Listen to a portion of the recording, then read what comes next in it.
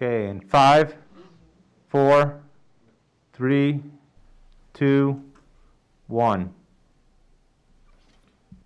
Good evening, everyone, and welcome to the regular meeting or the voting meeting of the Livonia Public Schools Board of Education for October 26th, 2020. I want to welcome everyone to the meeting. We do have some folks in the audience tonight. Thank you for coming. We always like to see faces and not just empty chairs. So we're going to start with a couple of things right away. We'll do our roll call. Mrs. Bonifield, would you take the roll, please? Mrs. Bradford? Here. Mrs. Burton? Here. Mr. Centers? Here. Mrs. Frank? Here. Mrs. Jarvis? Here. Mrs. Bonifield is here. President Johnson? Here. We do have a quorum. Thank you. And we'll go to item 2, our Pledge of Allegiance. And Mrs. Bradford, if you'd help us with that this evening. I pledge allegiance to the flag of the United States of America and to the republic for which it stands, one nation, under God, indivisible, with liberty and justice for all. Thank you, Mrs. Bradford. And again, welcome. And if anyone wants to follow along with our agenda tonight, those in the audience, you can go out the left doors, my left, and around the corner, and we have both agendas and blue slips for anyone who might want to address the board during audience communication. For those of you watching at home and want to follow along, you can go to our website, livoniapublicschools.org, highlight over the board tab, it'll say board information, and if you left click on that down on the left, you'll see meeting agendas, and you can follow along with us at that time. One of the things that I have been accustomed to doing during our regular meetings is to read our district climate goal that states all students will experience a positive, safe, and welcoming environment where both students and adults respect and value one another. In these days and times, that's so critical and so important to all of us, especially with our students now getting back to face-to-face. They've been away for quite a while. I think they're enjoying themselves. And we try and set that an example here at the board table. Every time we meet, as I always indicate, we don't always agree with one another on items, but we discuss them, we respect one another, and we hear each other's opinions. And that's what makes us the community that we are. And anyone who comes to audience communication, we will show you the same type of respect that we show each other, and we ask that we have the same respect in return. As I said today, it's so important that we follow our district climate goals. So with that, we'll go ahead and start with our item 3, our communications, and our first is item A, recognition of Webster Elementary National Blue Ribbon School, and we'll welcome Mrs. Jenkins. Good evening. Good evening. Thank you. Good evening, President Johnson, members of the board, Superintendent Oquist. Tonight we have a very special recognition to share with you and with our community. Just a couple of weeks ago, we were notified that our very own Webster Elementary School has been named a 2020 National Blue Ribbon School. But even cooler than that, I did a little bit of digging, a little bit of research. This is the first time an LPS school has received this designation from the U.S. Department of Education. I researched the historical listings since the program began in 1982, and wow, Webster has made LPS history this year. Let's give them a hand before we kick it off.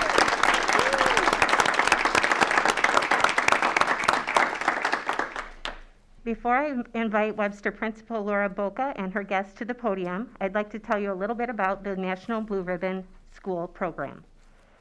The recognition, which was issued to 367 public and non-public schools nationwide, including just 15 in Michigan, is based on either a school's overall academic performance or progress in closing the achievement gaps among subgroups of students. Webster's Blue Ribbon designation falls under the first category of overall academic performance, based on high achievement on state assessments or nationally normed tests. According to the U.S. Department of Education, this coveted award affirms the hard work of educators, families, and communities in creating safe and welcoming schools where students master challenging and engaging content. As you know, Webster is a very unique school and is home to our ACAT program for elementary gifted and talented students, and is also home to an amazing special education program. Webster's principal, Mrs. Boca, along with its staff, students, and families, are truly remarkable, and we are excited to share this celebration with our Webster Wildcats tonight. The 2020 National Blue Ribbon Schools Award Ceremony will be held virtually on November 12th and November 13th, and we look forward to that as well. Without further ado, I'd love to introduce Mrs. Boca and her guests.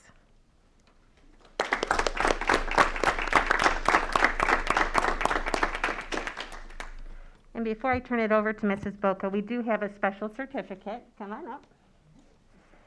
Which reads, Livonia Public Schools Certificate of Recognition, Webster Elementary School, for achieving the distinction of being named a National Blue Ribbon School by the U.S. Department of Education. And the certificate is dated October 26, 2020, and signed by Superintendent Oquist and Board President Mark Johnson. There you go. Thank you.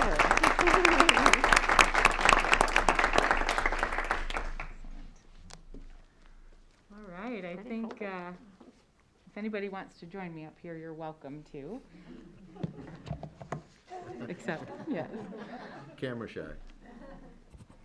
So I am so pleased that so many people that make our school the amazing place that it is could join us here tonight. And again, if you want to come up here, you're welcome to, but I'll be pointing, yes. Come yes. on down. We do a nice little poster.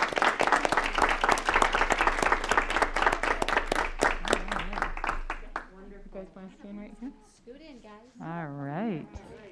You got your mask on. Perfect. All right. Well, thank you, Superintendent Oquist, the entire cabinet that I am so appreciative of. This is going to be tricky. I'm going to have to pivot.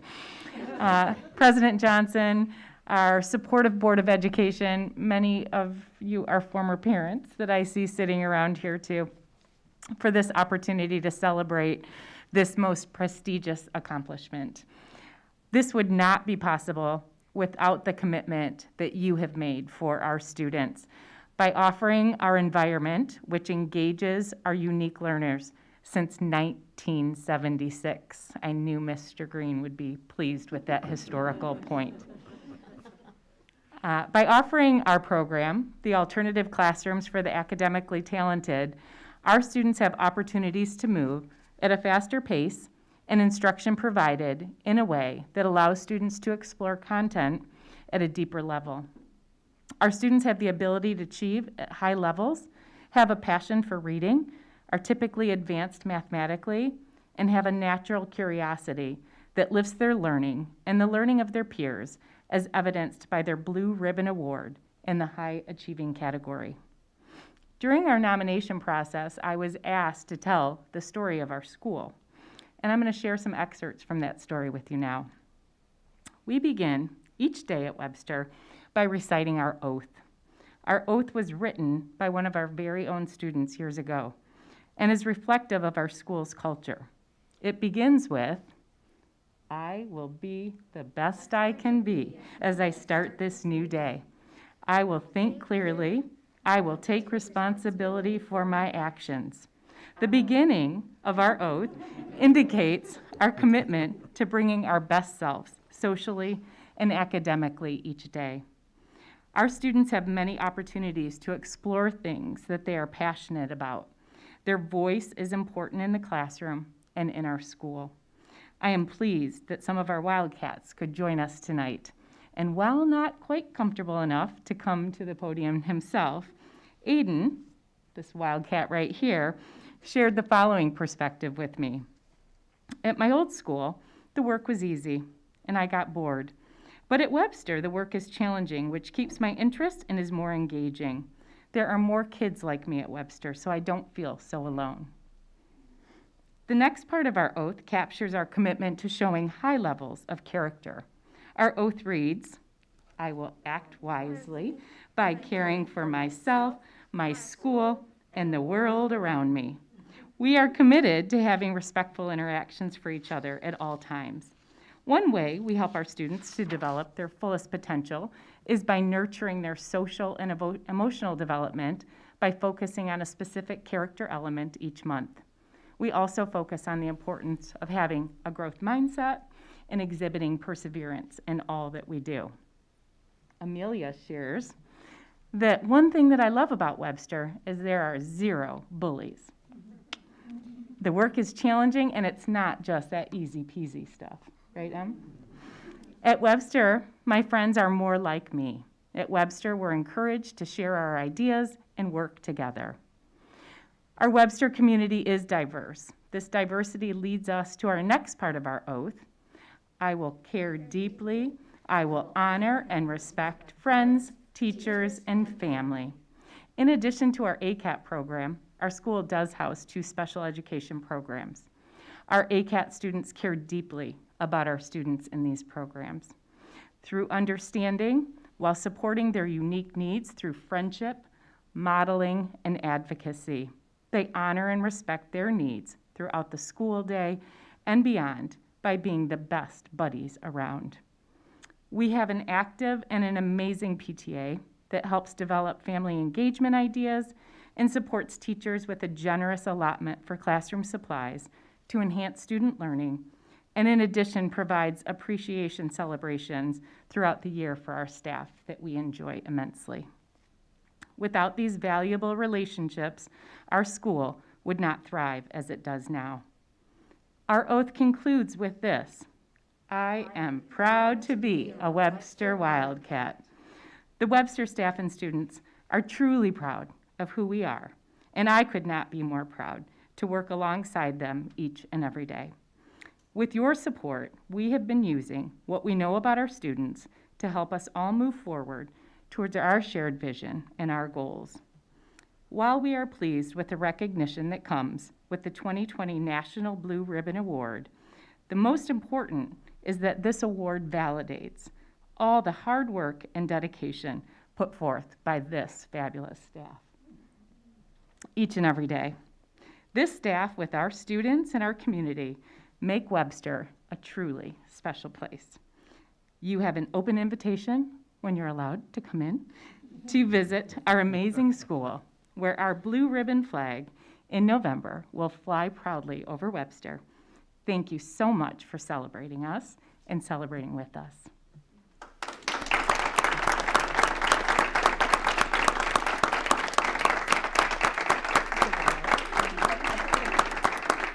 Thank you. Mrs. Oquist? Well, thank you, and congratulations to each and every one of you. Something like this does not just happen by happenstance. It takes a tremendous vision, it takes a huge heart, and it takes a commitment and a dedication to doing things in a unique way that meets the needs of each and every learner before you. Webster is a truly special place for many, many different reasons.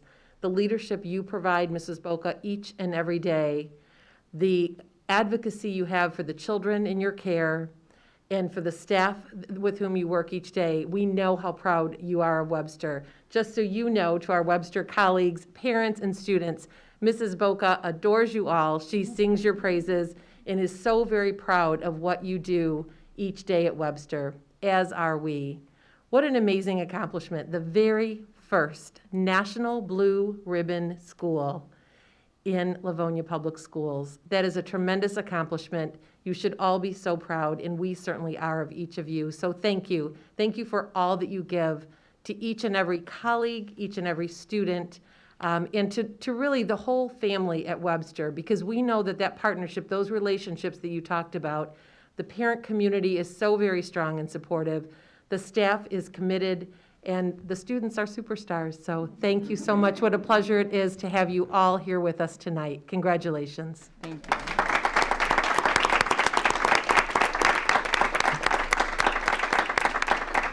I'm so glad that we could also bring along our hand-painted blue ribbon award by our fabulous art teacher, Miss Christine Lakatos, too. So she's with us tonight through her beautiful artwork, too. So we will proudly have that on display in the halls of Webster, too. Thank you so much. And I'll open it up to the board if they have any comments. Mrs. Bradford. I would just like to say congratulations to all the families, the staff, Mrs. Boca, the parents. I had a child, one of my children has attended Webster. I did some work at Webster. So proud of all your efforts and everything that you do each and every day. Webster is a great, wonderful place, and I've been really happy that I was able to be a part of that community. So congratulations. Thank you, Mrs. Bradford. Other comments? Mrs. Jarvis. Thank you. We always knew Webster was amazing, but now the whole world knows. And that doesn't happen by accident. So just commendations and kudos to the entire Webster community. And I know it is a family. What a wonderful family you are. And we just are bursting with pride. So, keep it up. Thank you for bringing this beautiful Blue Ribbon Award to Livonia.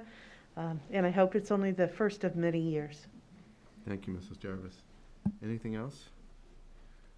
Mrs. Frank. Of course, I had to say something. Thank you to the amazing staff. It truly is such an amazing community at Webster, and you guys have all spoken so much into it and given so much of yourselves for the community and for the parents and for the students. I think that you guys have such a unique program that above and beyond what you offer to the kids in terms of academically, you offer a community to them, and they are well loved and they are well taught there. And so thank you for all that you do, because you pour a little bit of each of you into it, and we are so appreciative as a district. We as a family have 2 graduates of Webster, and you guys do amazing things there. And so thank you. Your parents, I hear wonderful things about each of you, and I just have to brag on Mrs. Gulick. You are the face, and oftentimes at Webster, and people come with so many questions, and oftentimes there's a lot of anxiety with what is this going to look like and how are we going to do this, and you answer them so graciously and field calls for Mrs. Boca, so that when they get to Mrs. Boca, she also takes such good care of the staff and the parents. But I just wanted to say, when you walk into the office at Webster, it is a different feel. And the more schools I go to, the more I realize how unique that is. And so you guys have such an amazing thing at Webster, and so congratulations to each of you. Thank you.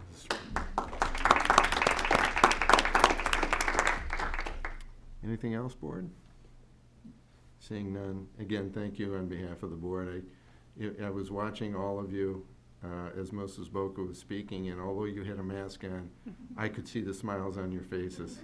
Your eyes were very descriptive, and we can tell how much you love that community as well. So we appreciate everything you do. Thank you. All right. Would you like to tell us a time, Mrs. Boca, on the 12th through the 13th? I don't know yet, Okay. but I sure will. As soon Okay. as, I don't know, Stacy didn't have a time in there, did it? I didn't see one. I'm not sure. I was supposed to be with David in Washington, D.C., but he got out going on another trip with me. Well, we'll be sure to share that with our whole district. Thank you, Mrs. Oquist. That'll move us into item 3B, our district update from our superintendent. I'll turn it back over to you, Mrs. Oquist. Thank you so much, President Johnson. We are going back to our sharing our story series, and so it's always a pleasure to share highlights, and what better way to do it than through taking a look at some of the sights and sounds from around our district these past few weeks. So in our update this evening, I wanted to share with you a little bit about our return to in-person learning, share some highlights of how we prepared for that, and then some other celebrations and recognitions. So first of all, we were so excited to welcome back our learners to face-to-face instruction for those who chose that mode on October 5th. And as we move through these slides, you'll see many ways that our tremendous staff and school communities prepared to welcome our students. So at each school, we had signage greeting our families. It was almost a second start to the school year. So our Livonia virtual families remained strong in their program, and our face-to-face students returned back October 5th. We had an opportunity to set up each classroom with careful thought and preparation. And as we move through these next few slides, you'll see how we planned to have safe schools. And some of you may have already seen some of these highlights in a video that we shared as we returned to school. But whether it was a setup in the cafeteria, marking every other seat in the cafeteria, reminders at each entry point to be sure to be wearing a mask, the ways that we approached going through the hallways, both at the elementary level and at the secondary level, and how our students work to do that safely, and how our schools set up processes, whether it was one-way hallways or directional movement in the hallways. There was some very creative and logical thought processes that went into pulling that together. So we had teams preparing in the offices, in the libraries, in the classrooms. We also had them preparing in you see some of our folks in the fleet garage, preparing our vehicles for our students. You'll see on the left-hand side, we have an entry welcome area in each of our vestibules. It's a place where, in the elementary schools, we had a welcome table the previous number of years where families could drop off items that students might have forgotten, or to sign in students who are coming in late. And so we've created some new safe processes in those secure vestibules. You'll see Mr. Grizak, our principal at Hayes, doing some seat measuring and marking off so we could have safe physical distancing in the cafeterias. And again, directional hallways and some signage at Stevenson, the setup of our classrooms, and again, some important reminders in consistent signage in each of our schools and in each of our departments across the district. In the middle there, you see the hand sanitizer station that have become pretty ubiquitous throughout each of our classrooms, hallways, and schools. And then, of course, not to surprise you at all, our teachers, our paraprofessionals, our principals, our secretaries, our building supervisors, they got creative. So whether it was the setup of students in the classroom, so they were, again, had that opportunity for physical distancing, moving music and physical education outside, and in some cases combining them. You'll see some cardio drumming, some ukulele playing, and as we took a look at our prior programs in the area of music and again physical education and art, we really had to rethink how to deliver those important elements of instruction to our students, and boy, did our teachers come through. On the left side, you see a great picture of one of our in-person classrooms, remaining buddies with one of our virtual classrooms and having connections each week together. You'll see on the right-hand side a different way that one of our other high schools worked to bring their cafeteria tables together to provide, again, the opportunity to still connect with one another, but again, with that physical distancing. You'll see a little bit more of the cardio drumming, and thanks to Home Depot for the great contributions of the buckets. Our music classes have taken place inside, outside, under tents, and all around. And we have pictures there of, I believe we are at Stevenson in that picture. Again, whether it's setting up the classroom inside or outside, utilizing special tools with our instruments, so whether we have the special masks with the slits so that the marching band can continue to play their instruments. We have the covers on each of the wind instruments to be a receptacle at the end of each of those. And so again, our teachers, our students, our parents really put their heads together to find ways to still have these important elements of their day be present and also be safe. And so together, each day, we're staying safe and learning together. So a huge, huge kudos to our students who have really adapted and been very flexible and responsive to all of the safety measures we've had in place. our teachers who have had to be not only so creative, but have worked tirelessly, whether in a virtual setting or face-to-face. And again, our school leaders who have just gone non-stop to pull this all together. We are so grateful to each and every one of you, and of course to our families for entrusting your kiddos to us. So a few more highlights. We have some special staff recognitions and celebrations. So we wanted to share, and you might have seen this in our dialogue, but it's certainly worth sharing again because it is a very, very high bar to reach. So we'd like to congratulate our entire Fleet Garage team led by Rick Martin, who's been part of our district, I believe, now for 38 years. He has a great team of mechanics. They achieved a perfect 100% inspection rating on all of our buses in the fleet. Over 110 buses.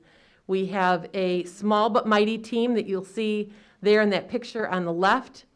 And it is extraordinarily difficult to achieve this rating, to have every single one of the buses receive a green tag, and each bus goes through a 100-point inspection. And so they passed with a 100% rating. And so even though they are not here, I invite us to give them a big round of applause.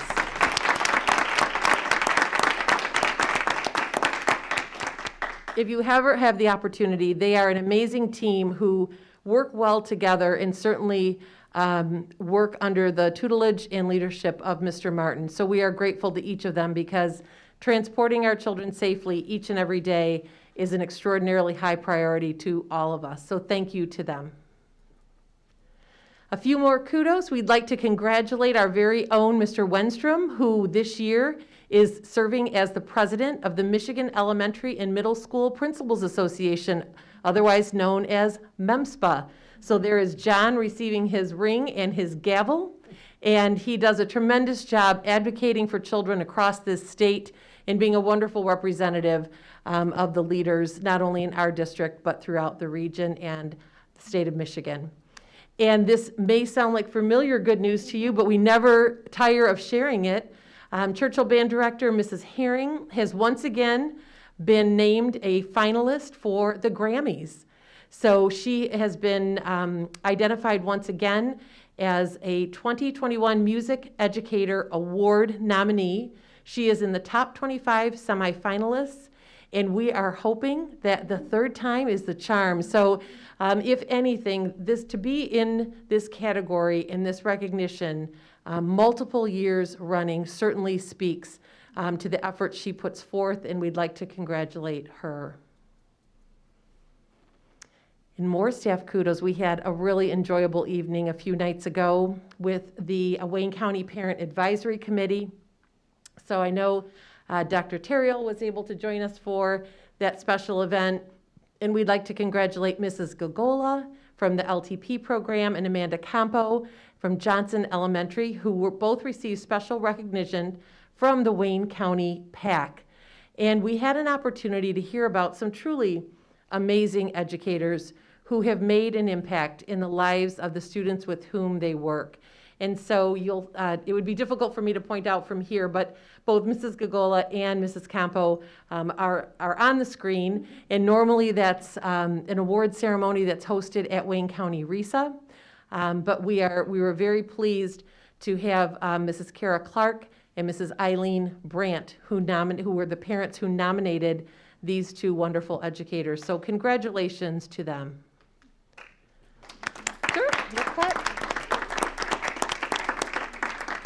So let's share some excitement that's been going on around our district. So Friday Night Lights are back, and we have had the opportunity to see our marching bands, our pom-pom, and our cheer team really bring our fields to life over these past several weeks. So initially, as you may recall, the MHSAA guidelines did not allow marching bands and pom teams to perform, but over the past couple of weeks, they have been able to do so. And while we've had limited spectators, each of the schools have been creative in finding a way to live stream the games and these special events for the community. And I wanted to share a few more photos from the football games to acknowledge our athletic directors and dedicated administrators who are out there each and every week and many nights of the week. Also excited to share with you the final product. So I know some of you have seen this in person. This was a project this summer and fall at both Stevenson and Franklin. And don't worry, Chargers, it's coming to you next. We have the refurbished competition gym, so you'll see the new floors, the bleachers and scoreboards. And yes, if you look closely, you can see handrails on the bleachers. So after many, many years at both Franklin and Stevenson, the bleachers have been replaced and the floors refurbished, and we really have enjoyed seeing volleyball competition and use of those areas throughout these past several days.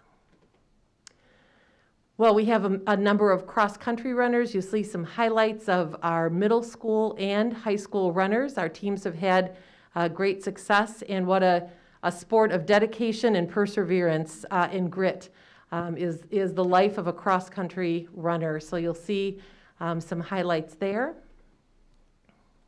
Again, fall is busy with golf and tennis, soccer, swim, and dive, and so we've had some exciting runs by our soccer teams, and we'll highlight some of those accomplishments at the very end, but we are extraordinarily proud of the efforts in each of those athletic pursuits. Both individual and team recognition came the way at all three high schools, and we'd like to congratulate and really share the excitement that they were each able to participate this fall. A few pics from homecoming festivities, so it looked a little different than normal. Again, much smaller crowds and just not quite as much fanfare as we can normally have. But even with that, our student activities directors and our student senates and the leadership at each school still had the opportunity to create those special moments for our students. Wanted to recognize, certainly part of being either in student activities or student athlete is also demonstrating that community with character and those elements that Mrs. Boca spoke about earlier and that we know are so integral to who our students are. And some of that really comes through the ability to give back to others. And so we wanted to give a shout out to Franklin Baseball, who were volunteers at a recent Miracle League game, and we appreciate their efforts to continue to give back to the community. And a final season wrap-up. Oh goodness, that is a small font, is it not? So I am going to do my best to congratulate Churchill, Franklin, and Stevenson on all of their accomplishments there on the screen. And I can turn right around here. Oh, that's much closer. Just quickly, our Churchill was in both boys and girls cross country. We're co-division champs. And they are the #1 district seed in football, so they get a bye this week. They will play next week on the 6th. We have Franklin, who was Team Academic All-State for boys tennis, and they will be in the first round of the playoffs this Friday, the 30th.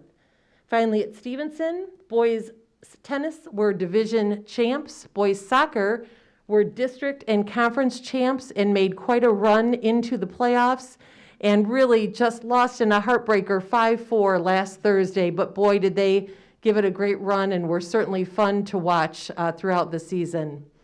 Our girls swim and dive division champs. Boys cross country were co-division champs along with Churchill. Girls golf division champs. They had a state finalist team and an all-state academic team. And finally, they will also be in round 1 of the playoffs this Friday, October 30th. So we congratulate all of our student athletes at both the middle school and the high school level for their dedication. We thank their coaches who give far and away beyond just the season.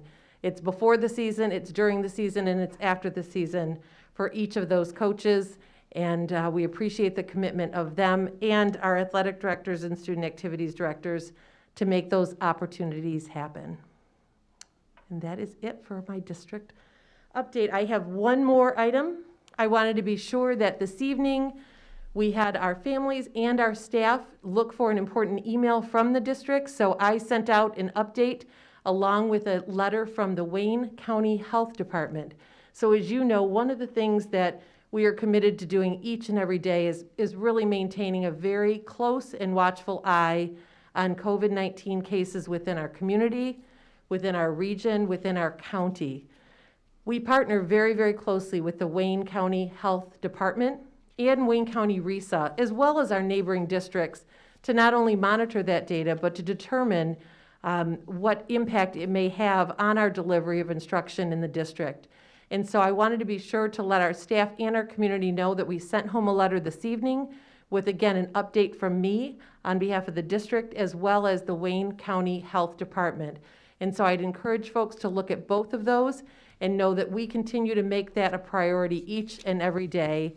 And we appreciate the close guidance that the Wayne County Health Department provides us. And as they make recommendations to us, we follow that guidance extraordinarily closely. So please don't hesitate to reach out if you have any questions. Thank you so much, President Johnson. Thank you, Mrs. Okrist. We will then move on to item 3C, written communications. I don't believe that there are any this evening. And we will then go to item D, audience communications. Just as a reminder, audience communications, each speaker is limited to 3 minutes. And at this point in the meeting, the overall amount of time is 15 minutes. And if there are any remainders, they'll follow the personnel. Also to remind as well that the board has 3 responsibilities. One is to hire and evaluate our superintendent. The second is to review and institute policy. And the third is to align our budget with our long-term fiscal goals.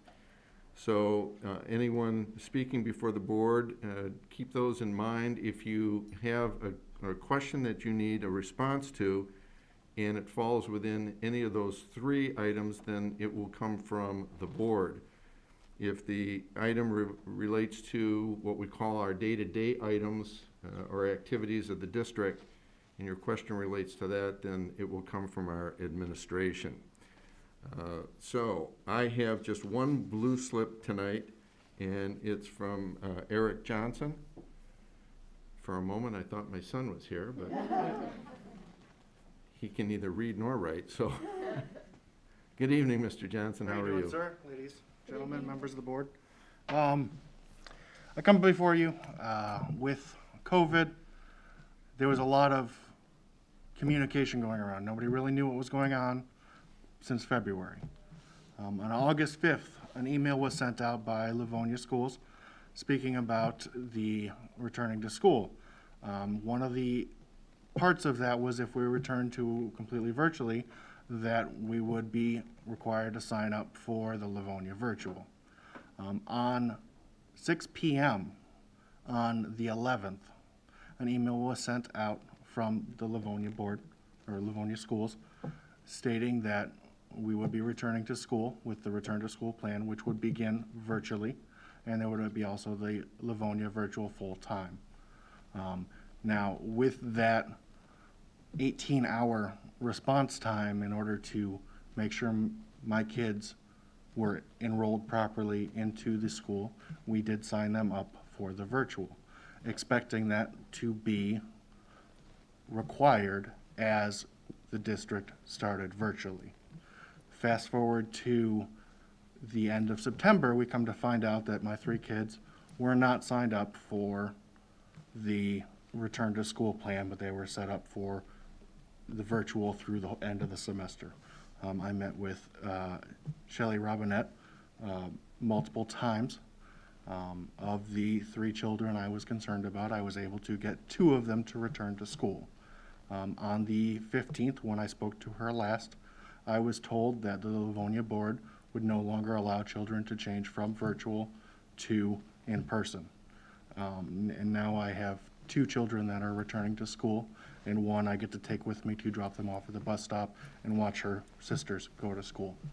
And as it is a policy of the board to no longer allow virtual students to return in person, I bring it before you guys now.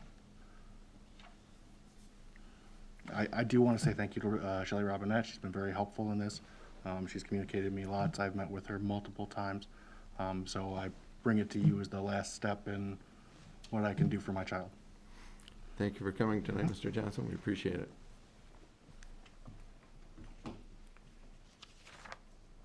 I do not have any other blue slips, so we will move on to item 3E, response to prior audience communication, and I don't believe that we have any response to prior audience communication. Is that correct? All right, then that will take us to item 4, our consent agenda. And may I have a motion, please? President Johnson, Mrs. Frank, move that the Board of Education of the Livonia Public Schools School District approve the following consent agenda items as recommended by the superintendent. 5A, minutes of the regular meeting of September 28th, 2020.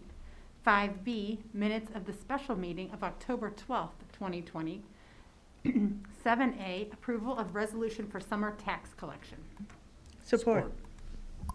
we have a motion by Mrs. Frank, supported by Mrs. Jarvis. Are there any questions or comments regarding this item? Seeing none, we have a motion by Mrs. Frank, supported by Mrs. Jarvis, to accept the consent items. Mrs. Bonnefield, would you take the roll, please? Mrs. Frank? Yes. Mrs. Jarvis? Yes. Mr. Centers? Yes. Mrs. Bradford? Yes. Mrs. Burton? Yes. Mrs. Bonnefield says yes. President Johnson? Yes, that motion carries. That will take us now down to item 6, our instruction matters. 6A, reconfirmation of the extended continuity of learning plan. May I have a motion, please? President Johnson, Mrs. Jarvis, move that the Board of Education of the Livonia Public Schools School District reconfirm the continuity of learning plan that was approved on September 28, 2020. This plan recommends that students continue to receive instruction either remotely, through Livonia Virtual, or in person at our schools, as reviewed in detail through the continuity of learning plan and presentation in September. Support. is that Mrs. Frank? Yes. We have a motion by Mrs. Jarvis, supported by Mrs. Frank. And I think this is going to be Mrs. Oquist. Thank you, President Johnson. Mrs. O'Brien and I are pleased to bring this item before you as required by state law. So as you know, we currently have, and you have the packet in front of you, so if you want to bring that forward, it's relatively brief. It reviews that the current Return to Learn plan was approved by the Board of Education on September 28th, 2020. That Board of Education approval provided for 2 instructional delivery models. 1, in-person instruction, a face-to-face option, or Livonia Virtual, which is a full-time, long-term virtual option. We are required to bring a recommendation to the board and to ask for reconfirmation of this every 30 days.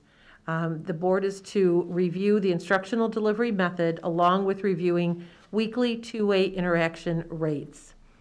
At this time, we are not recommending long-term changes to those 2 options. So we are continuing to recommend the plan that was put forth to you on September 28th, 2020, and on which you voted. This certainly does not preclude if there is a change necessary due to, for instance, a recommendation by the health department, for instance, to move a school or schools to remote learning based on an increase in the number of cases or an outbreak at a particular school. That is a completely separate process from this reconfirmation. I just wanted to point that out because of the timing and what we discussed a bit earlier.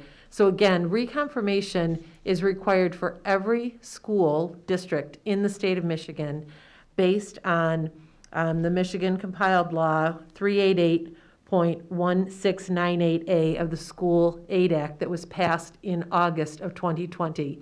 So what it really does is it brings forward to the Board of Education The plan, and if there are significant changes being made to the plan itself, any mitigation measures that are in place in the district, and it also has a requirement that we report out what are called two-way interaction rates. And so I'm going to turn it over at this time to have Mrs. O'Brien briefly cover the instructional model recommendation that we've made to you previously, review the weekly two-way interaction rates, which are determined by our attendance, and then also a recommendation to continue our mitigation strategies. Mrs. O'Brien? Thank you. Yes, so we would like to continue to recommend that we offer the two instructional options that we are currently offering: Livonia Virtual, 100% virtual education for our students who are learning from home, and our in-person education in our school buildings. As a part of our return to learn and continuity of learning, we also make sure that as a part of this law that we state publicly that we meet the needs of our most at-risk learners, which we do through our multi-tiered system of support process. And that process is in place both for our in-person students and our virtual students. So students who need additional help in reading, they're getting that virtually or in person. And lastly, that attendance piece is a part of this law that we need to share our weekly district averages for two-way communication. So over the last several weeks, beginning even during Safe Start September, we are above, so the state requires that it be 75% or better. We started at 97% during our first week of remote learning when we were in Safe Start September, and this past week we are at 94.2%. So each week we have a district average, and we use our attendance instead of what the state calls two-way communication. That two-way communication is when a teacher reaches out to a student through email, through a phone call, or through a virtual conversation, or the student reaches out to the teacher. Because we have synchronous teaching, live teaching every day in our online platform, our virtual school, we take attendance every day. So we do monitor, checking in with kids who's doing their Google Classroom additional asynchronous work, but our attendance policy is in place for our kids who are virtual or in person. So that those rates are for our attendance. And then our mitigation strategies, we continue to monitor the strict mitigation practices that we put into place when we shared our Return to Learn plan and moved from our Safe Start September to in person. They've been reviewed and approved by the Wayne County Health Department. And each week we continue to monitor and improve and look for ways to make sure that we're providing the safest environment for our students to learn. And we know that strict adherence to these mitigation strategies is essential. So lastly, as a wrap up, what we are reconfirming is the educational platforms that we are offering our students in person and virtually.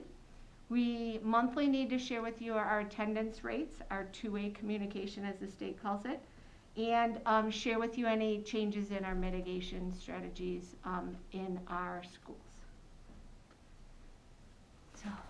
So again, this is a requirement by the state of Michigan that even if there are no changes being recommended, that we are still bringing forth the modes of operation, the weekly report on two-way interactions, and a reconfirmation to the mitigation measures that are in place. So we'd be happy to answer any questions. And we do recommend continuing with the continuity of learning plan with those two instructional options. And again, that is separate and different than any decisions that we would make in conjunction with Wayne County regarding any temporary or longer-term changes to the instructional mode of operation. Thank you, Mrs. Oquist. Questions or comments? Mrs. Burton. Mrs. O'Brien, regarding the attendance, it looks to me like the attendance in virtual is pretty similar to our attendance historically with our in-person classes. Is that correct? This is 1% for the whole district, both virtual and in person. Okay, it's a So combination. this is a district average. Because we take attendance, we did not separate the two Got it. schools. Okay. Two Okay. platforms. So when we're saying, for example, week 7, is that, that's the attendance average any given day on week 7? Or is that the number of kids who have attended any day during week 7? That is our district average of attendance for 1 week. So it's taken every day. AM and PM in the elementary schools, it's taken every hour in our high schools. So our virtual classes it's taken, and in our virtual elementary and our high school. And then it's averaged in MyStar, our attendance program. Okay, so this, we're saying again, just so I understand, so this is basically week 7, this is the average on any given day during week 7? The average attendance, yep. Got it, okay. And as far as our students who are attending virtually, I know we are keeping very close track. We have to, and we would even if we weren't forced to, because it's just part of what we do. But are we, what kind of measures are we engaging in to reach out to students that maybe, for whom attendance is a struggle? So our support staff is supporting students virtually the same as they would if they were in our schools. So our counseling staff is supporting with calling home. Our ESTs, our ESAPs, our SAPs are connecting with parents to find out reasons why. Teachers are reaching out, working with kids individually and reaching out to parents if there's connectivity problems, and making sure that they're touching base with those families to see what the reasons are they might be missing school. Okay, all righty. Yeah, and it's, this piece of it is, I think it's very interesting for the board to be able to continue to keep track of. So I appreciate this. I mean, I know it's part of the state law that it's required, but I appreciate it as a board member to find out what's going on with our attendance across the board. So thank you. Thank you, Mrs. Burton. Other questions, comments? Seeing, Mrs. O'Brien, a question. We have the notice requirements. If for some reason, if the health department requires us to change, are there notice requirements that we have to fulfill if we have to make a change? Go ahead. There are not. This is, there are 2 elements of transparency reporting on our website. So the first are the weekly attendance rates, and that has to go under your transparency button on the website. And we will do that once the board has voted this evening, and we'll put that up on the website tomorrow. And then again, the reconfirmation of the plan will be part of our Return to Learn site, which is right off of the front of the website. If there is a shift in the mode of instruction for any particular school or group of schools, that communication would be noted prominently on our website as well as the school district's website, but that's not a requirement or an element from the state. That would just be part of our communication plan with our families. Okay, great, thank you. Any other questions or comments? Seeing none, we have a motion by Mrs. Jarvis, supported by Mrs. Frank, to reconfirm the extended continuity of learning plan. And Mrs. Bonnefield, would you take the roll, please? Mrs. Jarvis. Yes. Mrs. Frank. Yes. Mrs. Burton. Yes. Mr. Centers. Yes. Mrs. Bradford. Yes. Mrs. Bonnefield says yes. President Johnson. Yes, that motion carries. That takes us to item 6B, approval to purchase Google Enterprise. May I have a motion, please? Yes. President Johnson, Mr. Centers? move that the Board of Education of the Livonia Public Schools School District, oh, I'm sorry. Got it. Move that the Board of Education of the Livonia Public Schools School District approve the purchase of Google Enterprise for staff and students from CDW-G at a cost of $60,000 per year for 3 years, for a total cost of $180,000. Support. We have a motion by Mr. Center, supported by Mrs. Frank. And Mrs. O'Brien? Yes, thank you, President Johnson. I shared with you at the study session that we would like to move forward with the Google Enterprise for our staff and our students. Mr. Francis also shared at the Committee of the Whole the same background information, that this platform that we use that currently is free and will have continued free portions of its platform is offering a paid-for upgraded version, and all of our teachers use Google as their main educational platform for Google Classroom. It will also provide us with some of the aspects of Google that currently have been free since schools closed last spring that now will no longer be free, and some updated options with Google Meet, allowing us to have breakout rooms and waiting rooms for students to wait until their classes meet. It will also offer our IT department some additional features in order to merge our network with Google in a better way than we currently have.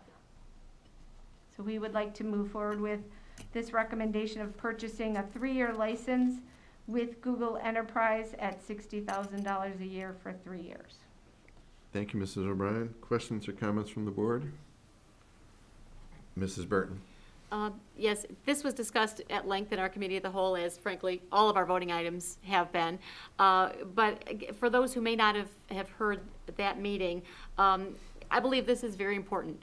Our staff and our students and our parents have all gone to great lengths to incorporate virtual learning into their lives, whether they're a fully virtual student or whether they are an in-person student and they still have a portion of virtual learning that happens, or remote learning that happens daily, to keep our skills up should we need to pivot, and just recognizing that this is really part of life now. But with the enormous amount of effort that folks have undertaken to make this as fluid as possible, I think that this is a very important and wise expenditure in order to keep these efforts going forward and not to have to move people onto yet a different system. If we have a system that's going and people are utilizing it and getting more and more comfortable with it, I think it is well worth the investment. Yes, thank you. I agree. I think our teachers would very much appreciate the consistency that this would offer. Thank you, Mrs. O'Brien and Mrs. Burton. Any other questions or comments? Seeing none, we have a motion, let's see here, by Mr. Centers, supported by Mrs. Frank, to approve the purchase of Google Enterprise. Mrs. Bonnefield, would you take the roll, please? Mr. Centers? Yes. Mrs. Frank? Yes. Mrs. Jarvis? Yes. Mrs. Bradford? Yes. Mrs. Burton? Yes. Mrs. Bonnefield says yes. President Johnson? Yes, that motion carries. That takes us now to item 7B, approval of financial statements for 2019-2020. May I have a motion, please? President Johnson? Mrs. Bonnefield. Move that the Board of Education of the Livonia Public Schools School District accept the 2019-2020 audit report as presented by the audit firm of Plant Moran. Support. We have a motion by Mrs. Bonnefield, supported by Mrs. Bradford, and we'll hear at this time from Mrs. Smith. Good evening. Thank you, President Johnson, and thank you for the time that you've given us last week to go over, not last week, it was 2 weeks ago, wasn't it? The financial statements. Here with me tonight is Tom Marchese, Senior Manager for Plant Moran, who's going to go over a summary of what we went over last week. So with that, I'll turn it over to Tom. Thanks. Thank you, Allison. Good evening, board members. Good evening. Good to see you guys again. Okay, thank you.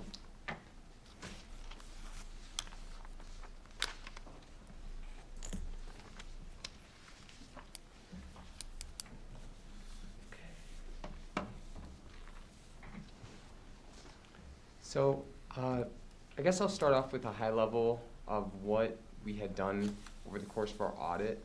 So beginning in May, we began our planning risk assessments to kind of navigate around the impact of COVID on our audit procedures. There were various undertakings in state aid, federal funding that we had to interpret how to account for these revenues. So with that, there were also internal control considerations that we had based on the transition of the district to a virtual environment and what it meant for the district's financial internal controls. With that, we had brought it all together, tailored an audit approach, performed procedures over the course of several weeks from May to October, and it allowed us to provide an opinion on the financial statements that they were fairly presented, and the final product was our financial report, which allowed us to provide an unmodified opinion on the financial statements of the district, along with a clean single audit report, absent of any findings. So this is the highest level of assurance we can provide to the district and the board members. A big thanks to Allison and her staff for the patience and professionalism over the course of the audit. I know it was trying, just as I'm sure all the students can attest, and the teachers. So with that, I'll go into some of the slides we had put together to just cover some of the financial highlights. So the first slide here is just the fund level balance sheet. And I'll go through mostly the general fund. The general fund is the main operating fund of the district. You can see total assets are about $62 million, which is an increase of about $1 million from last year. The liabilities decreased by about $2 million in the general fund. Total liabilities in the general fund are about $28 million at year end. Fund balance, fund equity as it's presented here in the general fund is $33.7 million. That's comprised of various buckets of fund equity, the largest being unassigned of $26.6 million. Then you have assigned and committed fund balance of roughly $6.9 million. What that represents, the committed and assigned fund balances, are approved board expenditures for the following years that were in excess. The initial budget for 2021 were in excess, the budgeted expenditures were in excess of the revenues. So the fund balance as of 6/30/2020 had to absorb that excess of expenditures. Therefore, we have it assigned in the committed or assigned fund balance. The 2013 Series 2 fund is winding down, and the bond spending is going down. You can see that the final restricted fund balance is about $8.2 million, and that's legally restricted to be spent on certain bond expenditures, capital outlay, capital projects throughout the district. Moving on to the next slide, we have the general fund budgetary comparison schedule. So what this does is it takes the budgeted revenue, the budgeted expenditures, and the projected increase in fund balance or decrease in fund balance, and compares it to what actually occurred at 6/30/2020 or June 30, 2020. So I'll start by focusing on the third row, the excess of revenue and other financing sources over expenditures and other financing uses. You can see the final budget projected a loss in the general fund or a decrease in fund balance of about $5.5 million.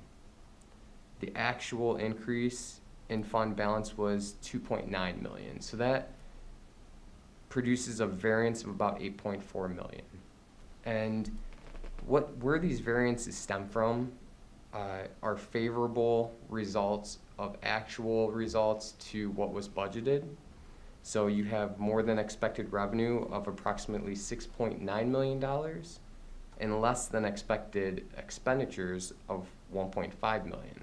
That produces the 8.4. So I'll start with the revenue variance, which centers around the uncertainty of the state aid reductions when the final budget was passed in June. So this was 3 months removed, 3 months into the national emergency. And based on the information available, there were a few different types of scenarios provided by various associations. The state hadn't done their final revenue estimating conferences at the time, but based on the economic outlook, scenarios ranged all the way to a $1,000 per pupil cut in state funding that would occur after the school year had gone through, all the way in June,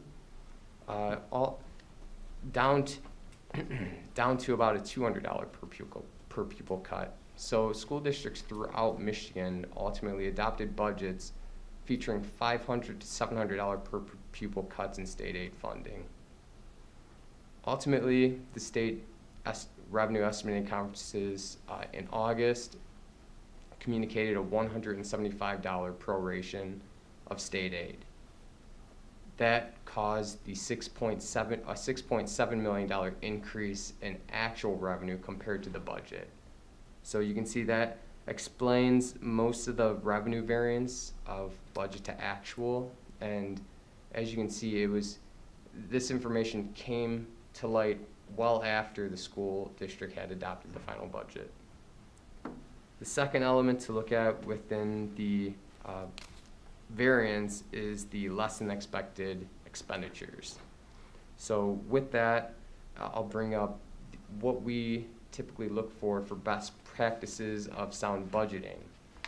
We typically would look for variances between 1% and 3% of spending, and you can see that the district has a $1.5 million variance, but when taking into account the $157 million of budgeted expenditures, that only produces a 0.96% variance, which is below the expected range of sound budgeting from an auditor standpoint. So all things considered, you'll see a lot of large variances in the revenue line items for districts throughout Michigan, and it's just something that is a byproduct of the environment we lived in at the time. May I just, for the clarification of the community watching, that when we say below the variance, we mean actually even better than the variance, just to clarify that. Absolutely. For folks who may not. Yep. So it's a favorable variance for the district. One other stat to communicate here is also that the district added $2.8 million of fund balance, which represents an increase of about 9% from prior year. The fund balance as a percent of expenditures is approximately 20%. Translated to operating figures, this would allow the district to operate for approximately 11 weeks absent of any federal, state, or local funding. The state average is approximately 14.2% based on the 2019 numbers.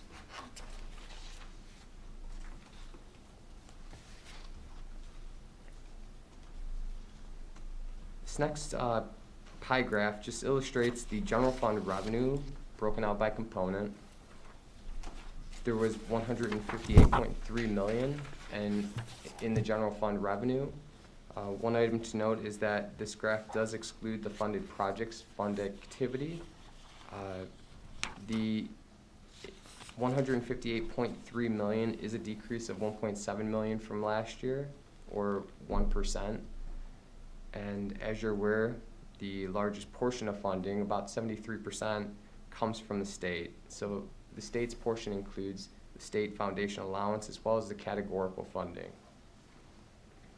The next largest component is local revenue of $30 million. So this is largely represented by your property tax revenue. The other small blue piece, the Wayne, I think it just may have changed colors, but the Wayne County Enhancement Millage, $6.1 million. It's the amber color at the bottom right. So that represents about 4% of revenues in the general fund.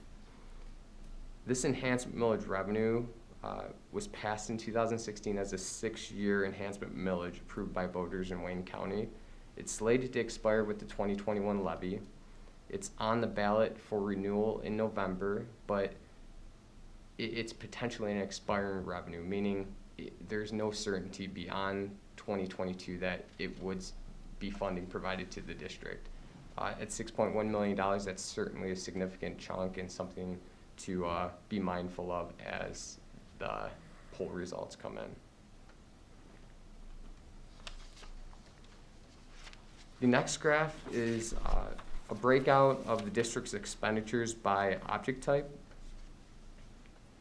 As you would expect in any organization where people are the biggest resource, salaries and benefits including healthcare and retirement costs, comprise the largest portion of your expenditures.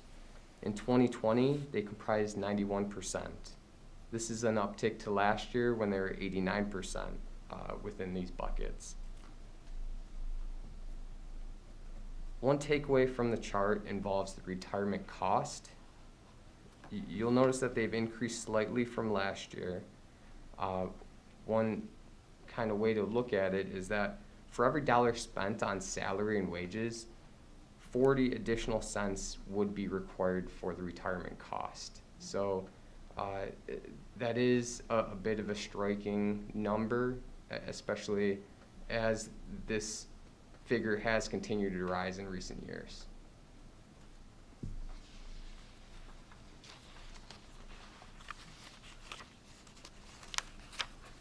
So this next slide provides some commentary on the liability that stems from the MIPSR, the unfunded portion of the MIPSR's retirement plan.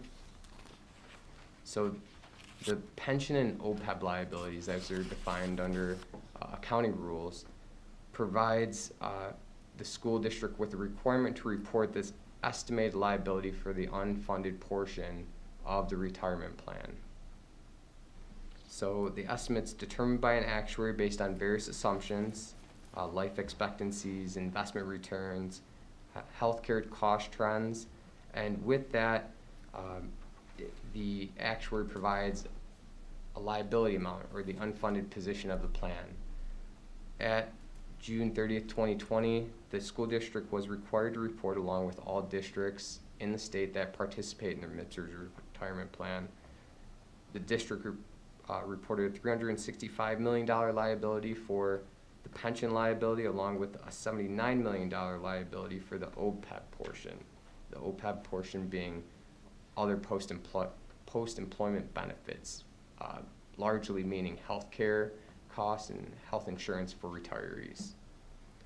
So a couple points to note: while these are large liabilities reported on the government-wide statements, there is no impact to the general fund. These aren't liabilities or obligations that the district's going to turn around and have to cut a check for $400 million to next year, in 2 years. It's more just an estimate for the district to report their allocation based on accounting requirements. So with that, we have a table on the following slide providing just the impact of the GASB 6875, the net pension OPEB standards on the government-wide statements versus the fund level. So you can see that there's no impact on the fund level. Net position fund balance at the fund level remains at $55 million, but when you do report those liabilities and the MIPSR's related activity, it reduces your fund equity or net position by about $381 million. So this, again, the districts throughout the state that participate in this retirement plan will have the deficit net position consistent with what's presented within Livonia.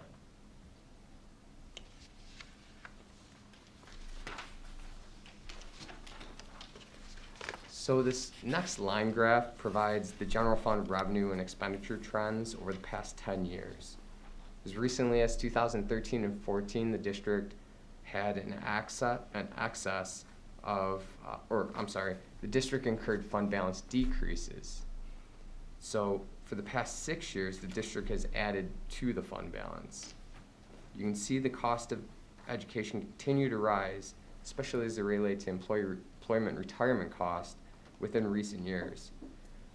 Based on the next slide, you can see the enrollment decrease, and on the previous slide, you saw the uptick in total expenditures within the general fund. So the state membership trends, the pupil counts, they have been decreasing over the past 10 years, which does indicate that Livonia is a bit of an aging community.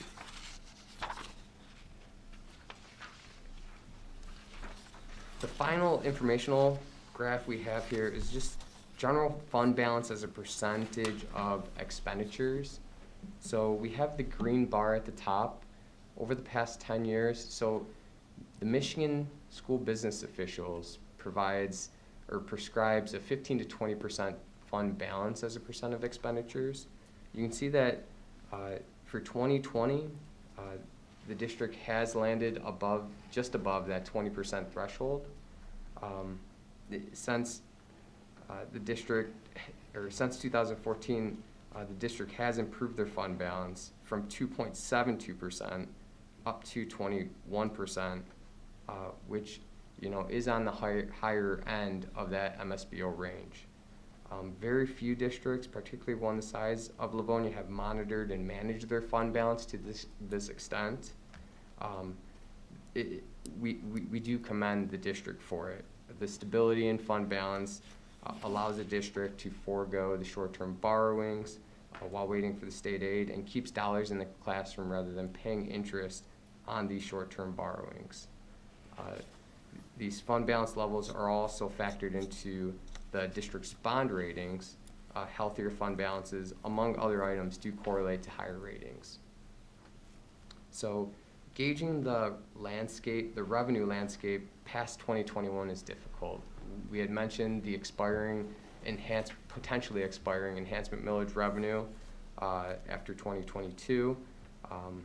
The districts received significant coronavirus emergency relief funds from the state for the 2020-2021 school year. There's about $6 million that will support the 2021 expenditures related to the district's pandemic response, but there is no certainty about where this funding will land in 2022 absent of any additional federal stimulus. So some other factors to also consider among projections a few years out just involve the extent of economic bounce back, cost trends in the retirement system, enrollment, the ability to return to in-class instruction. All of these, you see the recent rise in COVID cases, and you can sense the uncertainty returning a bit. So with that, we do want to say, while the fund balance is high, watching the board pass the June budget, there were not the drastic austerity cuts that may needed to be done for other districts that didn't have that level of fund balance. So the district was able to absorb this discrete event. Other districts in a lower fund balance position may not have that capability. So while the fund balance is high, it's your reserve. It's to absorb those losses that you least expect. So it's definitely something. It's good to be proactive as opposed to reactive, and it's certainly not a bad thing to have a high fund balance. With that concludes the slide portion of the presentation, and I wish I would have started with inviting board questions to interject throughout the presentation, but I'd love to open it up to questions. And I'll jump in really quick just to bounce off what Tom said. Again, we're really proud of the position that we've been able to attain over the last number of years, thanks to the board's decisions they've made over the years. It isn't something that happened overnight, specifically looking at our fund balance. And as Tom said, the MSBO recommended rate is 15 to 20%. So for us to now have hit that 20% is just phenomenal. And when you do think of the decisions we had to make for the 2021 school year to start the year, again, we didn't know what the revenues were going to be from the state. They were telling us to prepare for a $650 per pupil cut last year. And this year, if we didn't have this fund balance, what we would have been able to do would have been a lot different. The fact that we were able to add teachers to our staff so that we could lower our class size, so that we could bring our students back in the safest environment possible, is something that this fund balance allowed us to do. So I'm very grateful to the board, again, for the decisions you've made over the last number of years that have put us in this position. Thankful to our community for the passage of the Wayne County Enhancement Millage. Again, we would be in a different picture without that $6 million coming in every year. So it's just a lot of things that have led up to this point, but it's definitely a position that we need to be proud of. and we'll continue to manage our resources and be good stewards of the resources entrusted to us so that we can continue to navigate the uncertainty and do what's best for our students and our staff. Thank you, Mrs. Smith, and we'll open it up to questions. Mrs. Bonnefield. Thank you. Can we flip over to page 2? Sure. Yep. Pull that up. So I understand that the 5.3 million of assigned is our dollars that are going to that have been budgeted for in 1920 that'll be carried over to 2021. And then when you say unassigned, the $26 million, is that 100% all of our funds, or are there some funds on here that are excluded from this page? These are 100% of the general All of the fund funds. So we have the balance. 26 million. And then when you say unassigned, I'm wondering if, is that, and I'm gonna pick on Title I simply because a lot of people know and understand that fund. But that includes things like Title I money, so it's not truly 100% unassigned, is that correct? This is actually just the general fund. So this truly is money that has not been earmarked by the board. So this is money that could be assigned to whatever purpose we wanted. So again, if we wanted to hire more staff, we could use this. Okay. Purchase additional buses, we could use this. But none So- of this includes like a Title I money No. or items that are already, okay. Yep, and that's because Livonia, kind of unlike some other districts, we do keep our funded projects, including Title I, in a separate funded projects fund. Okay. When we report up to the state, it does get lumped in with our general Yeah. fund, but the 26 million we see here is strictly just our general fund unreserved, fund balance. The committed fund balance too that you see for 1.5, those are the district, those are the board purchases that were approved last year that didn't get made by June 30th. So the big one, obviously, it seems like every year, is our school bus purchase. So the board approved that in either January or February, and the buses weren't received by June 30th. So that's committed fund balance for those purchases. Okay. And then, as Tom said, with the assigned, that's the amount of expenditures that exceeded the revenue for this coming year. That's assigned for next year's then budget. Okay. And then that non-spendable is the only one we haven't covered. That would be things like inventory or different things like that that you can't spend. Okay. And then on page number 5, it looks like if we have 91% salaries, retirement, and employee benefits, that leaves us with 9% of our budget, which looks to be about $14 million. Okay, and that's what we can use for things like textbooks and class materials. Yep. Is that correct? And that may also include, depending on how we can use our sinking fund. Does that include sinking fund It dollars? doesn't. This is just our general fund. Okay. So, yep, by and large, 91% of the budget is going to our staff, and then what's left would be teaching supply allocations, custodial supplies. This would be also our contracted subs, would fall into these other categories. In that $14 million, is there anything like a Title I, or this is again just the general fund, so none of those dollars are included in that $14 million? Yep, correct, just the general fund. Okay. Okay. Thank you. Thank you, Mrs. Butterfield. Other questions or comments? Mrs. Burton. Thank you. A number of us who are in this room right now sat through 10 years or so ago when we had a $460 cut per student in October that we did not have any idea was coming until it was suddenly one day there, which was in the middle of the recession and which led us down to precarious fund balance. I just want to offer a round of thanks to several different folks. Number one, our staff and our families who were very, very judicious about buckling down tight and hard. As we all had to do in our homes, we also had to do that in our school district. We have a number of folks who worked diligently to slowly grow our fund balance back to where it is finally in the healthy range again. Again, the sacrifices of our staff do not go unnoticed. There were a number of of salary, benefit, and school working situations that were impacted by those years. I'm so grateful that we have worked together to pull ourselves to the position that we are in now. A huge thank you also goes to our community for their support of the Wayne County Enhancement Millage. It's been mentioned a couple times tonight, but I don't want that to go unnoticed. That a significant, one of the pieces of that Wayne County Enhancement Millage was to bring our fund balance back into a healthy state again. That is an enormous thank you to our community, and that community extends into the entire Wayne County for supporting this. It is no small thing for our budget. It is huge. It is very significant.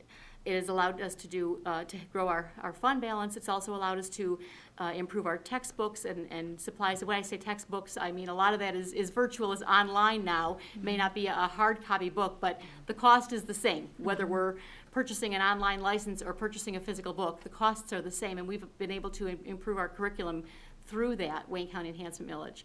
But a huge thank you goes to our staff. A huge thank you goes to Dr. Randy Liepa, who was our superintendent in some of those toughest years, and with a number of the cabinet folks who are here now, Mrs. Opus, who's taken over as our superintendent and continued to pull us out of that toughest time that I know that we've been through in decades to where we are now. It has been truly a community effort, and it is just so appreciated.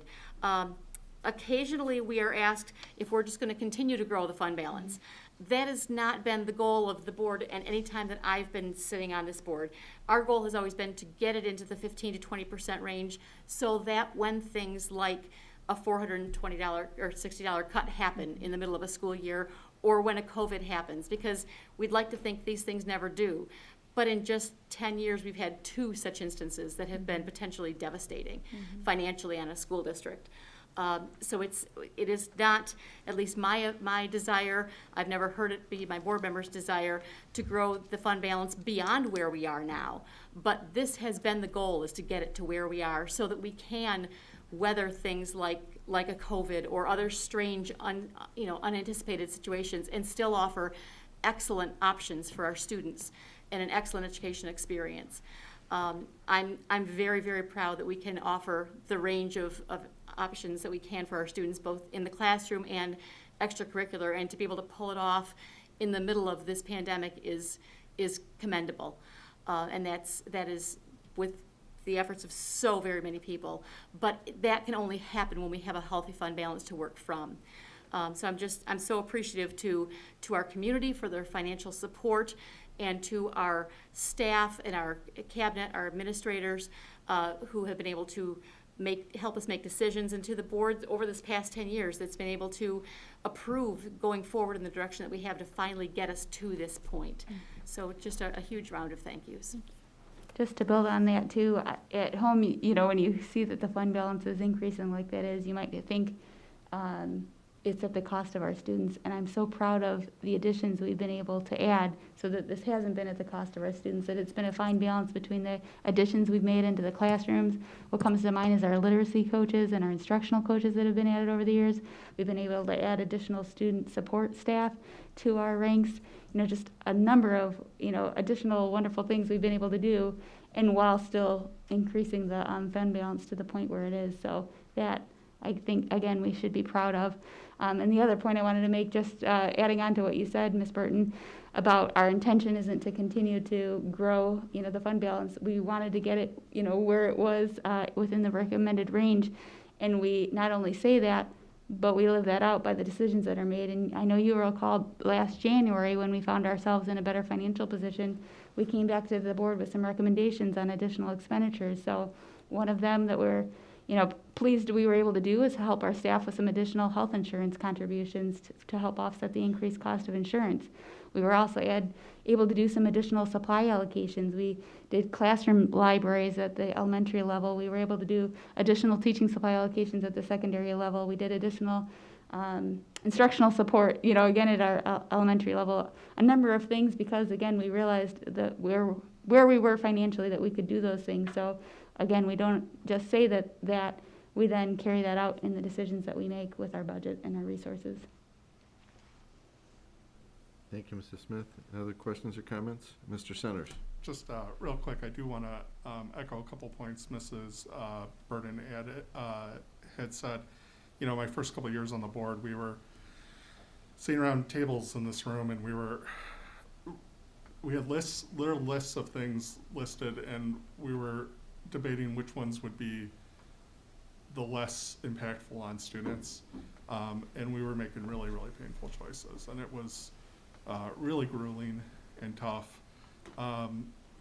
So being able to add back some of these pieces slowly is really tremendous. It's really a testament to how hard everyone worked, but also the enhancement millage is so important. You look at 4% of our budget a year after year, that's money we wouldn't have had otherwise. And you look around the state at districts that kind of look similar to Livonia, and their fund balances are not nearly as good, and they're still very leery, and they're not adding back programs and stuff. So again, I do appreciate the community supporting that when it was on the ballot previously, and I think it really does has made an impact, and one that we can really see. So you know, but I want to take a minute and thank everyone for their hard work on the budget, and the fact we're in a good financial place right now is a relief, considering the circumstances we're in.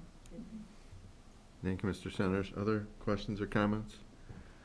I just wanted to mention, Tom, you brought up an extremely important point that sometimes goes over people's head, that we are required as a board to finalize our budget and approve it by the end of June of each year. Unfortunately, the state isn't under the same constraints as we are, and frequently, if not almost all the time, we're in a position where we're trying to estimate what we're going to see out of the state aid fund. As you indicated, this year it was sort of all over the board, and I think Mrs. Smith did an unbelievable job in getting us to at least pinpoint where we thought we were going to be, and notwithstanding the fact that we have to have our budget done early as things change, it's a tremendous advantage to have the number of budget amendments that we do each year that you bring to us when things change, and we've been able to do a great job year in and year out, notwithstanding that we have to have that budget done early before we know what we're actually going to get. So it's a real testament to Mrs. Smith and her staff to be able to keep her finger on that pulse, and when it changes to let us know, and we appreciate that.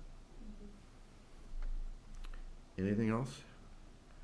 Seeing none, we have a motion by Mrs. Bonifield, supported by Mrs. Bradford, to approve the financial statements for 2019 and 2020.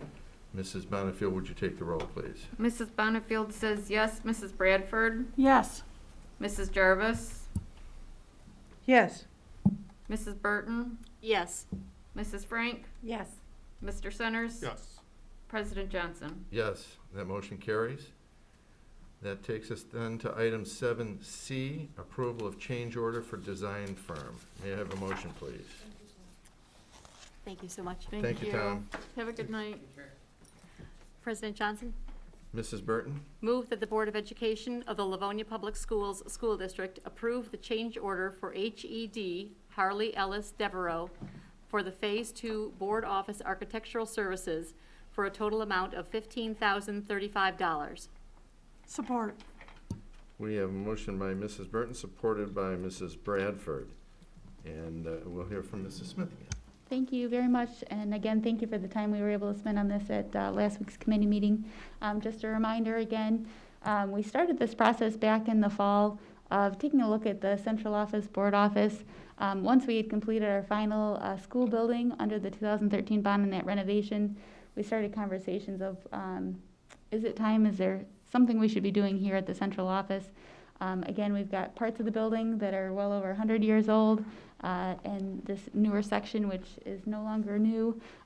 It's been, again, you see pictures back from the 1970s, and upstairs remains largely the same. So we engaged an architectural firm, HED, to come in and work with us to do an assessment of our needs.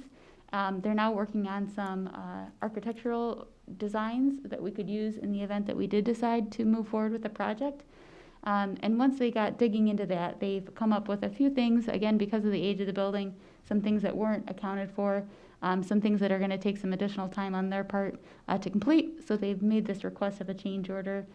We've ran it by Cressa to make sure it was reasonable. They believe it's reasonable. We believe it's reasonable, and therefore we're bringing it to you for your approval tonight. Thank you, Mrs. Smith. Questions or comments from the board? Mrs. Frank? Just to reiterate what Mrs. Burton said earlier, that we discussed all of these in depth, and so as we're going through these, they've been discussed at 2 different meetings, so I don't think we need to bring up anything else, but they have been discussed many times. Thank you, Mrs. Frank. Anything else? Seeing none, we have a motion by Mrs. Burton, supported by Mrs. Bradford, to approve the change order for the design firm. Mrs. Bonnefield, would you take the roll, please? Mrs. Burton? Yes. Mrs. Bradford? Yes. Mr. Centers? Yes. Mrs. Frank? Yes. Mrs. Jarvis? Yes.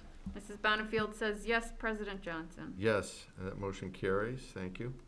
That takes us to item 7D, approval amount for DTE conversion of light poles to LED. May I have a motion, please? President Johnson, Mrs. Bradford. move that the Board of Education of the Livonia Public Schools School District approve an additional amount for the LED light pole conversion project by DTE Energy, Detroit, Michigan, in the amount of $7,498. Support. We have a motion by Mrs. Bradford, supported by Mrs. Jarvis, and we'll hear from Mr. Francis. Good evening. Good evening, everybody. This is a project that we had discussed previously back in the spring and was approved by the board. So the original approved amount was $69,710 back in March, and that dollar amount actually included a rebate via DTE, and we built that into the final resolution amount that the board approved. And it turns out that being a rebate, we have to actually follow through and then apply and get the rebate afterwards. So at this point, we are coming to the board for an additional $7,498 to be able to pay DTE. And in the end, the rebate will be $8,540. So ultimately, the amount that the board is approving this evening, we will see returned and then some. Thank you, Mr. Francis. Questions or comments from the board? And I may have missed, this is a sinking fund expenditure? I apologize, I did not say that. Yes, correct, sir. Thank you, Mr. Francis. All right, we have a motion by Mrs. Bradford, supported by Mrs. Jarvis, to approve the amount for DTE conversion of light poles to LED. Mrs. Bonnefield, would you take the roll, please? Mrs. Bradford? Yes. Mrs. Jarvis? Yes. Mr. Centers? Yes. Mrs. Burton? Yes.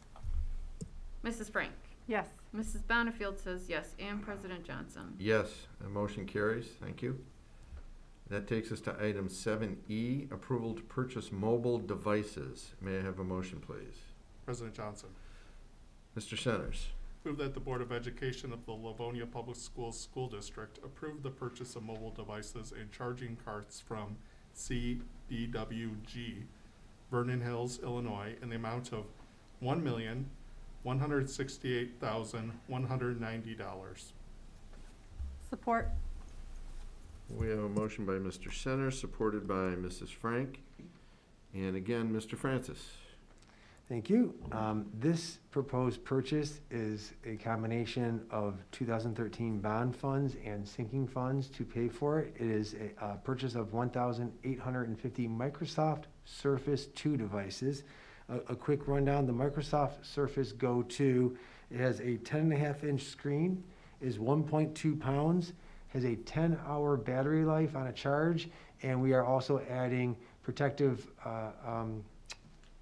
casing on them. And the reason for all of this is that these mobile devices and the carts that will also be purchased with are for students in use in all kindergarten and first grade classrooms in the district. So this purchase is going to increase the number of overall mobile devices in the buildings and will allow for the youngest elementary learners that we have to forego taking their devices back and forth between home and school. We've discussed on a couple different occasions during board meetings that the mobile devices and Chromebooks that students had checked out from their schools, we've asked those students to go ahead and bring those back and forth, as well as if you have a device at home that the family owns or the particular student owns, you can bring that back and forth, as we can do a bring your own device setup here in the district. With our littlest and youngest learners, we decided to actually get some new mobile devices in the classrooms for them. A little bit safer with regard to the life of the device, as well as a little more consistency in the classroom between those K-1 classrooms. So I had mentioned before that the devices are lightweight, they have touchscreen capability, they're gonna have a protective case on them, and all of this pricing is based on the REMC bid price. So that would fulfill the board's obligation to bid. So we bring this recommendation to you, and again, this is from both the 2013 bond, which actually finishes off the 2013 bond as far as encumbrance items, and the remaining amount will be made up through the sinking fund. Thank you, Mr. Francis. You're welcome. Questions, comments from the board? Mrs. Bradford? Thank you. Yeah, I just think this is a great plan. I really like that we are keeping the devices in the buildings for the little ones and they're not bringing them back and forth. I think that's a great maneuver for us, and I think that'll be really beneficial for our K-1 students. So I do approve. I think this is a great idea. Thank you, Mrs. Bradford. Other questions or comments? Mrs. Frank? Sorry if I missed this. Do we know timing on when these will be in? Based upon, even though they're not being built, which we normally would spec and build in the,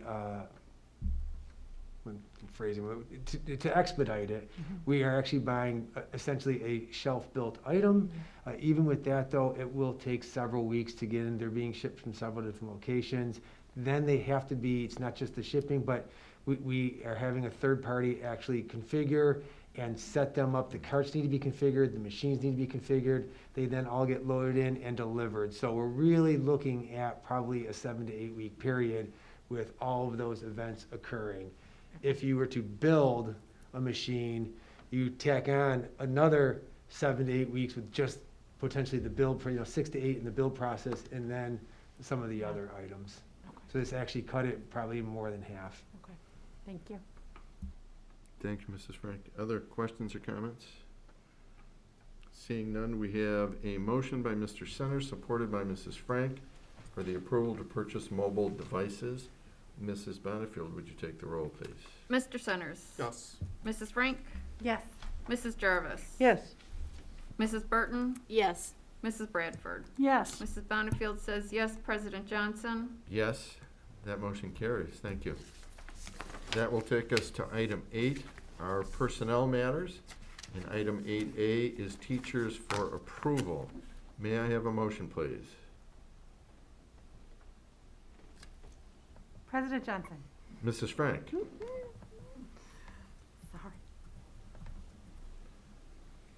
This moment of silence is brought to you by... The Frank family. Yeah, I got it.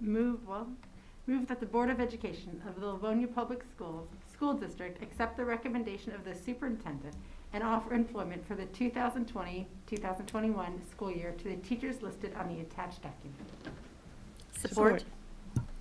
We have a motion by Mrs. Frank, supported by Mrs. Burton. And Mr. McDonald, we'll hear from you. Thank you, President Johnson. The individuals that we are presenting to the board this evening are qualified to fill the positions and have been fully vetted. Through our extensive interview process, we are confident that these teachers will perform at a high level and represent Livonia Public Schools in a manner that is consistent with our shared vision and collective commitments. The positions have been included in the 2021 budget and are in an area of need, and we are pleased to be recommending such a talented group of individuals and are excited to have them working with our students. Thank you, Mr. McDonald. Questions or comments from the board? Seeing none, we have a motion by Mrs. Frank, supported by Mrs. Burton, to to approve the teachers on the list. Mrs. Bonnefield, would you take the roll, please? Mrs. Frank? Yes.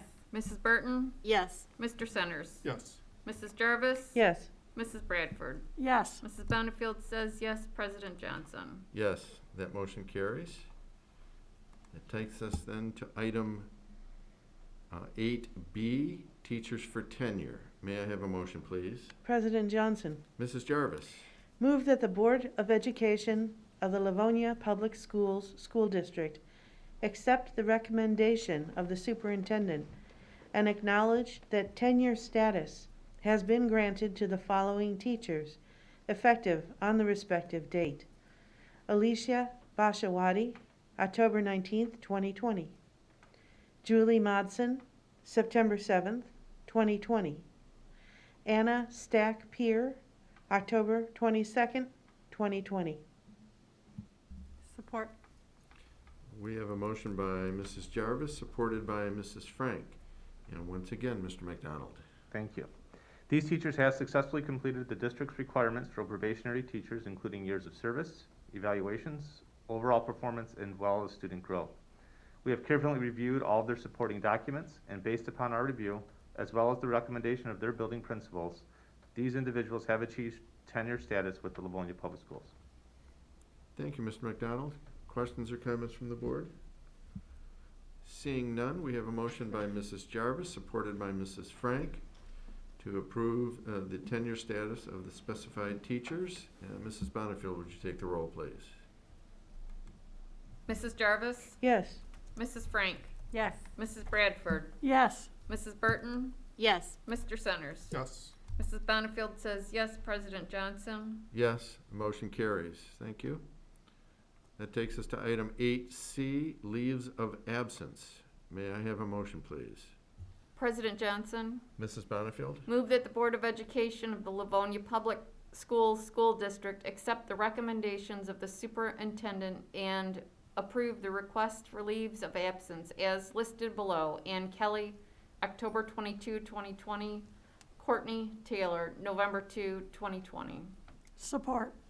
We have a motion by Mrs. Bonnefield, supported by Mrs. Bradford. Once again, Mr. McDonald.